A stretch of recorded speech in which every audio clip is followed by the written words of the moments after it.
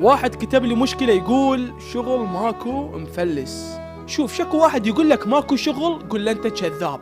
اعرف وضع البلد زرباب وحتى الخريج ملاقي يتوظف، بس لو تصفن بيها مو كل الشعب العراقي مفلس وقاعد بدون شغل، ولا بس الموظفين دا يشتغلون. اكو ناس عندها مهنة، واكو ناس كسبة، واكو ناس تبيع بالشوارع، وناس تشتغل عمال. هذول شلون عايشين؟ فرسالتي إلك انت الشاب اللي ماكو بجيبك ربع دينار، ترى اني هم كنت مثلك وما كان عندي فلوس. انا اعتمدت على نفسي اول ما صار عمري 20 سنة وبديت اصرف على نفسي. مع العلم ابويا عنده شغل وقرايبي كلهم عندهم شغل، بس صدقني من بديت ما خليتهم يشغلوني، لان اني صنعت نفسي بنفسي. ولا تشوفني هسه تقول هذا يوتيوبر ومرتاح، ترى والله العظيم بديتها من الصفر وصار لي 8 سنوات.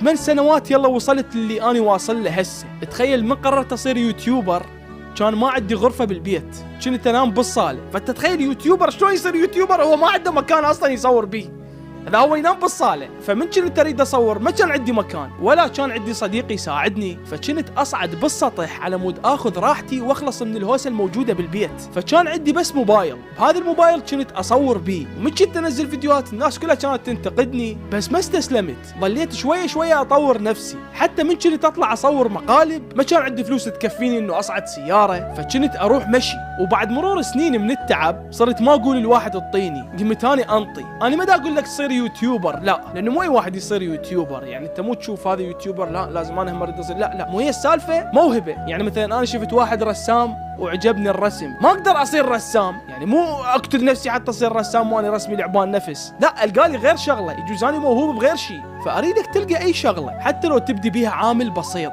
وتجمع فلوس بيها، واهم شيء لا تظل عليها. يعني من تجمع فلوس افتح لك مشروع، حتى لو تبيع لبلبي بيه وتشتري عربانه وتروح توقف بباب المدارس تبيع، وتظل تطور هاي العربانه لحد ما يصير عندك محل. يعني لا تعيش طول عمرك بياع لبلبي على سبيل المثال. حتى تكبر بهاي الدنيا طور نفسك وخليها ببالك مو كل العالم بالعراق ميتة من الجوع، والشغل موجود والفلوس موجودة إذا أنت عندك إرادة وتتوكل على ربك.